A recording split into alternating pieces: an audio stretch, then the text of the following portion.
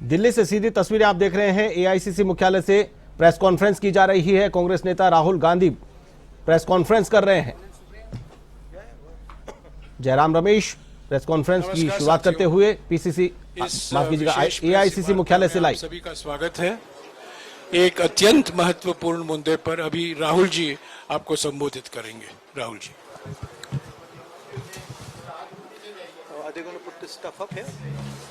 Srivatsa, are you putting this up here? नमस्कार, कैसे हैं? आप थोड़े शेल शॉक्ड लग रहे हो। ये कांग्रेस पार्टी ने क्या कर दिया, कैसे कर दिया? हाँ, अच्छा इसी के कारण है ये। अच्छा ज्यादा लोग आ गए। Okay okay. नहीं देखिए, आज हम बड़ी इंपॉर्टेंट चीज के बारे में आपको कहना चाहते हैं।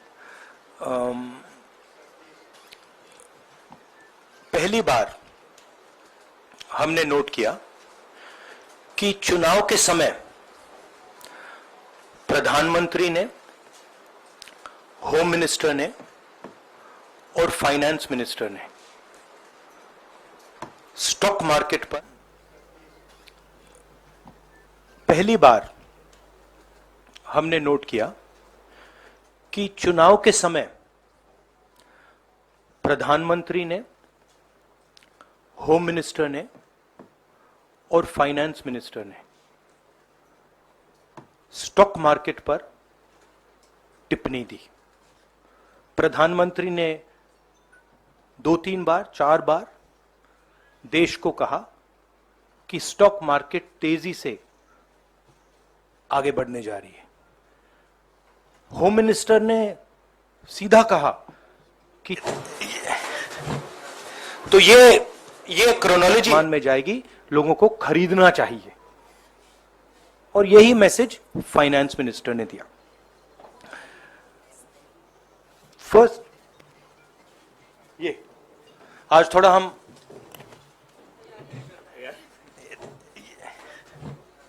तो ये क्रोनोलॉजी है। अमित शाह कहते हैं बाय शेयर्स बिफोर 4 जून। 19 में नरेंद्र मोदी जी कहते हैं stock market will break records on June 4। फिर 28 मई को रिपीट करते हैं। 1 जून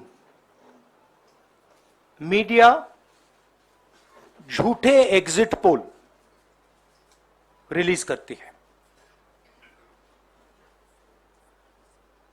बीजेपी का ऑफिशियल जो इंटरनल सर्वे था वो उनको 220 सीट दे रहा था। तो ये इंफॉर्मेशन बीजेपी के लीडर्स के पास था। इंटेलिजेंस एजेंसीज ने 200 और 220 के बीच में सरकार को बताया था कि उनकी सीट्स आ रही हैं। 3 जून को स्टॉक मार्केट सारे रिकॉर्ड तोड़ देता है और 4 जून को खटाक से स्टॉक मार्केट अंडरग्राउंड चला जाता है। अगला स्लाइड दिखाइए जरा। ये देखिए, 31 मई मैसिव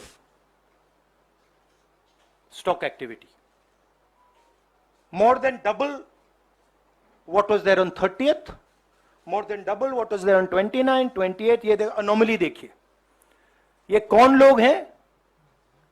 ये वो लोग हैं जो जानते हैं कि कोई ना कोई घपला हो रहा है। हजारों करोड़ रुपए यहां पे इन्वेस्ट हुए हैं, फॉरेन इन्वेस्टर्स ने इन्वेस्ट किए हैं, और उसके बाद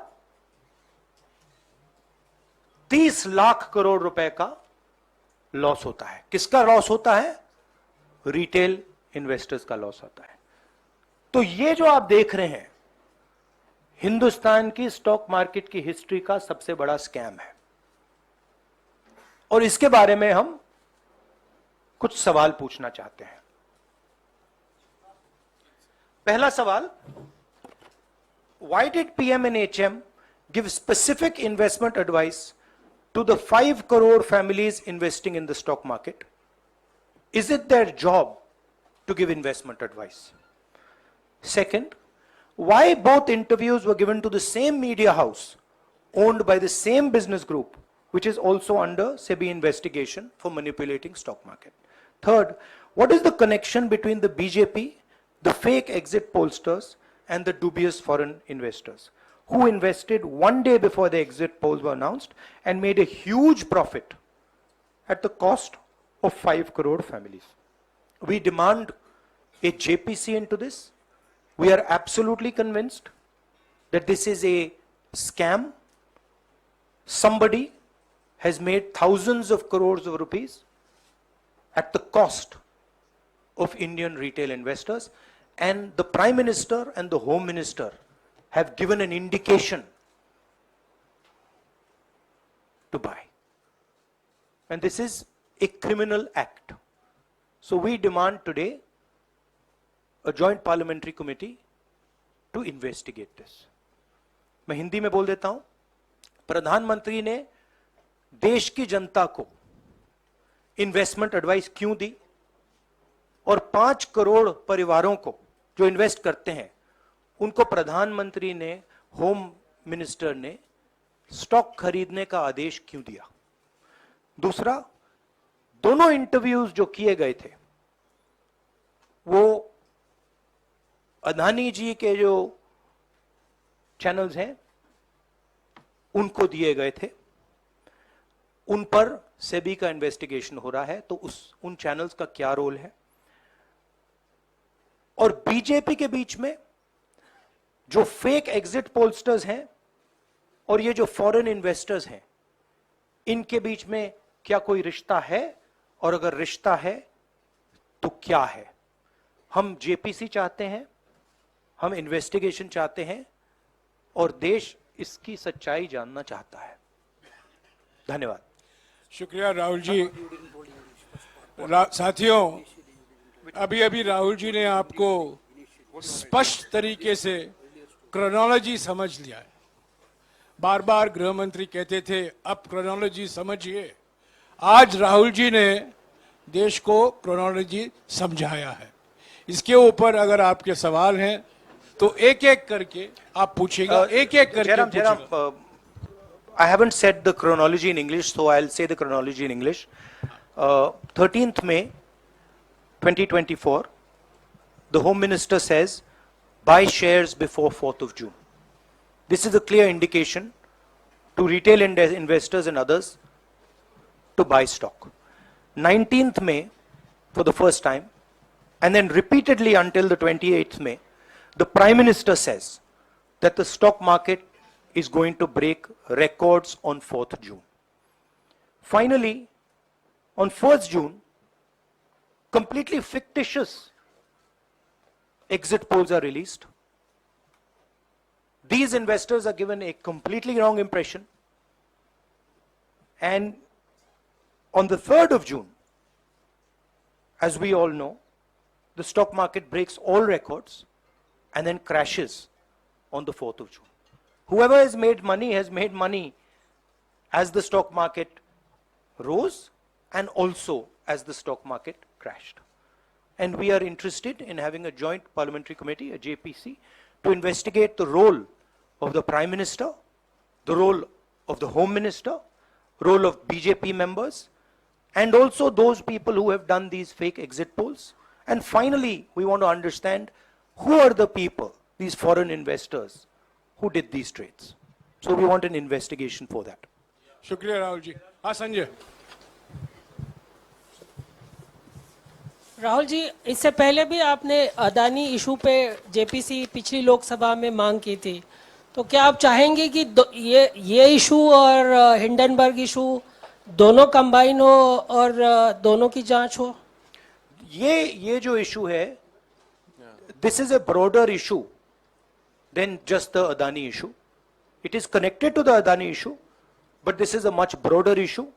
This is directly the Prime Minister of India, Home Minister, who are privy to data on actual election results, who have IB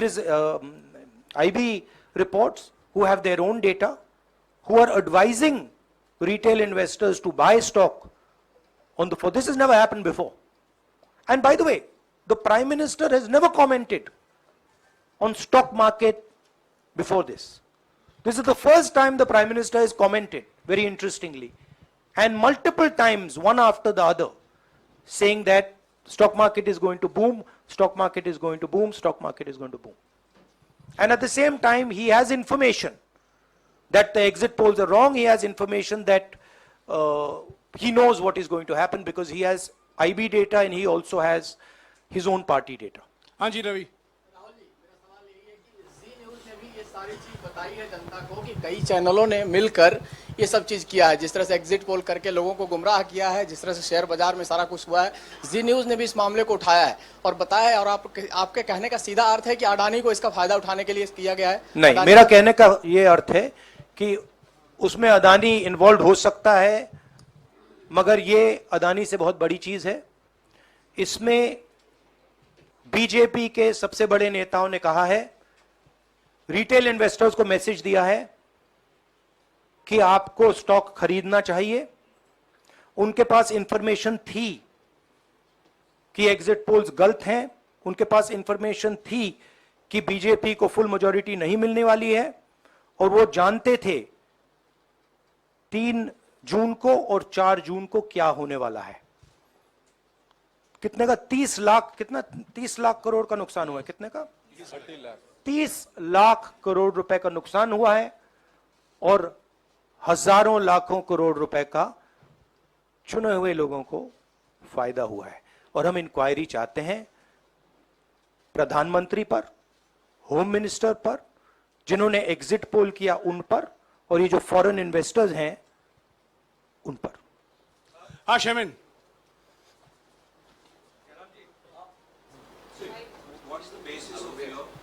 बहुत दूर है। 30 lakh crore loss of asset. How did you arrive at that figure? Do you want to explain?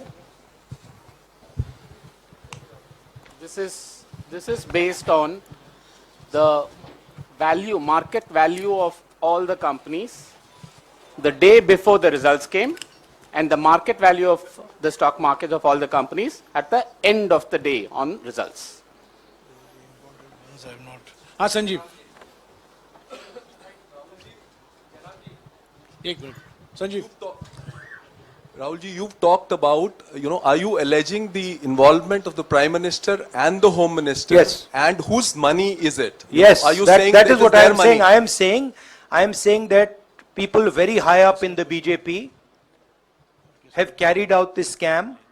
I am saying they had partners who carried out these exit polls. We would like to know if these exit polls were actually carried out, if people were actually sent out, and we'd also like to know the methodology of these polls. We'd like to understand who these investors are. We have some sense of who these investors are. So we are not just speaking out of the air. We are confident that if an investigation is done, interesting things will be revealed. And we think the Prime Minister and Home Minister are directly involved in this. हाँ सिद्धार्थ,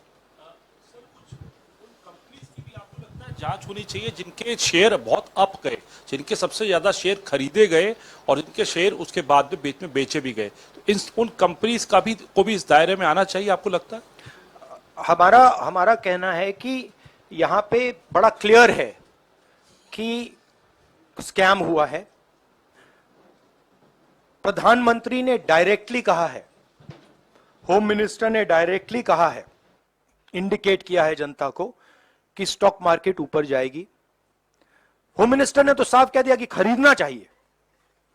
और जब prime minister और home minister और finance minister ऐसी बात करते हैं तो उसका रिएक्शन आता है, लोग उसको बिलीव करते हैं। तो बिल्कुल क्लियर है कि इन 3 लोगों ने कहा है। यह भी क्लियर है कि इनको मालूम था कि रिजल्ट 400 का नहीं है, 300 का भी नहीं है, तो ये हम पता लगाना चाहते हैं। उसमें आप जो कह रहे हो वो भी शामिल है।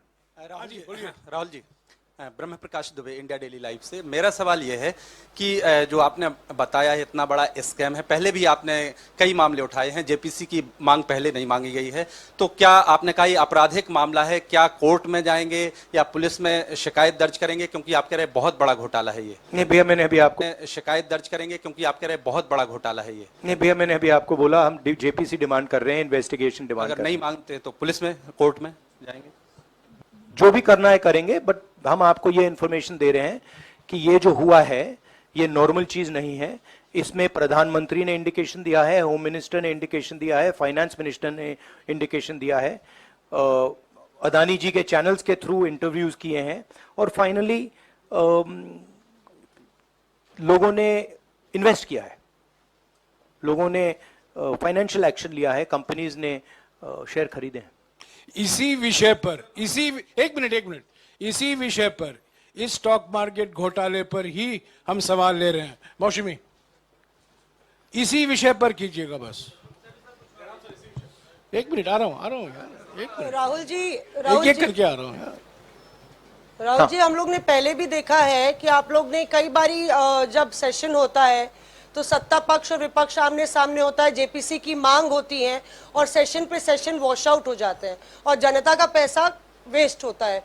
तो क्या आपको ये तो बीजेपी की लाइन है। तो क्या नहीं, मतलब जनता का पैसा के सेशन वाटर, आप ऐसी टी शर्ट ले लो ना एक, मैं आपको दे दूंगा, जरूरत नहीं है। उनका वो सिंबल दे दूंगा आपको, ये उनकी लाइन है। सवाल आपको पसंद नहीं आए वो अलग बात है, पर आपको किसी नहीं, सवाल मुझे बहुत पसंद आ रहा है। इस तरह से उंगली उठाने की जरूरत नहीं है। आप चेक बहुत अच्छा लग रहा है, बोलिए। बीजेपी का बैच पहनने की आप जरूरत सवाल नहीं। पूछे ना, सवाल नहीं, आपको भी जयराम साहब ये बोलना चाहिए। नहीं, सवाल गलत बात है। सवाल पूछे। मेरा बस ये सवाल था कि जेपीसी की मांग पे कई बारी कामकाज ठप हो जाता है, तो क्या आपको लगता है कोई और भी राह आप लोग सड़क की राह इख्तियार कर सकते हैं, क्योंकि ये आम आदमी का पैसा है? हम जनता को एक रियलिटी बता रहे हैं कि यहाँ पे क्लियरली एक स्कैम हुआ है। यहाँ पे प्राइम मिनिस्टर ने इंडिकेट किया है, यहाँ पे होम मिनिस्टर ने इंडिकेट किया है, यहाँ पे फाइनेंस मिनिस्टर ने इंडिकेट किया है। नॉर्मली बीजेपी की ये पोजीशन होती है कि जब भी हम कोई मुद्दा उठाते हैं तो हम पार्लियामेंट का टाइम वेस्ट कर रहे हैं। वही पोजीशन आपने अपनाई है, इसीलिए मैंने आपसे कहा कि देखिए आप बीजेपी की पोजीशन ले रही हैं। रियलिटी ये है कि हम जेपीसी करवाएंगे। अब ऑपोजिशन में बहुत ज्यादा ताकत है, बहुत ज्यादा स्ट्रेंथ है, और पूरा जो पार्लियामेंट की सिचुएशन है वो बदल गई है। हाँ जैनेंद्र, आम निवेशक हैं देश भर के जिनका 30 लाख करोड़ डूबा है, उनमें कर्नाटक के, तेलंगाना के, हिमाचल के भी लोग होंगे। तीनों राज्यों में आपकी सरकार है, क्या राज्य की जो जांच एजेंसी है उसके जरिए आप जो उन राज्यों के निवेशकों का कम से कम पैसा डूबा है, ये जो आप पूरे नेक्सस की बात आप कर रहे हैं, गुमराह करने की बात कर रहे हैं, क्या वहां से कोई कार्रवाई की हम उम्मीद कर सकते हैं? सोचा जा सकता है, बट ऐसी चीज के लिए शायद जेपीसी सही औजार होगा। हाँ Ranjit, Ranjit okay, Mohit is asked, Ranjit यार आप पूछते रहे। मोहित चलो, आपको ऐसे सर मैं इज अपसेट सर मैं मोहित, आपने चमत्कार किया, पूछ लीजिए। सर मैं मोहित हूँ, न्यूज नेशन से। नहीं जानता सर लगातार पिछली घोटालों में भी आपने जेपीसी की बात की थी, आपने हर जांच की बात की, और ये एक बड़ा घोटाला सामने आया, इसमें भी आप जेपीसी की मांग कर रहे हैं। कितनी उम्मीद है कि लोग जेपीसी की ये लागू करेंगे? आपको क्या लगता है कि ये जेपीसी लागू करने वाले, अगर नहीं करेंगे फिर क्या करेंगे आप लोग? नहीं, हम प्रेशर लगाएंगे, डालेंगे, बट मुझे लगता है कि जो पहले राजनीतिक सिचुएशन थी, जिस इंप्यूनिटी के साथ प्रधानमंत्री पहले काम करते थे, मुझे लगता है वो अब खत्म हो गया है, तो दूसरा नतीजा आएगा। राहुल जी, ये आखिरी है क्या और दो लेंगे? ये आखिरी है, आखिरी नहीं, आखिरी हो गया, इन्होंने कह दिया आखिरी। ओके रंजीता।